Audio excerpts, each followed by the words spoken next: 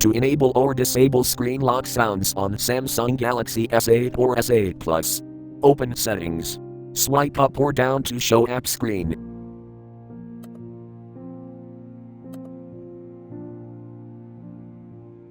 Tap Settings.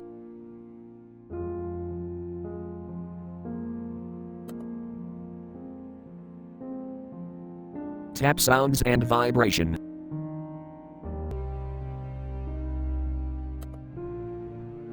Scroll down.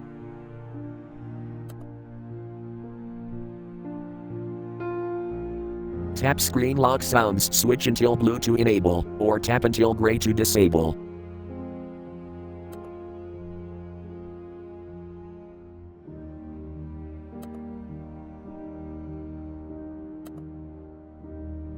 Thank you for watching. Have a nice day.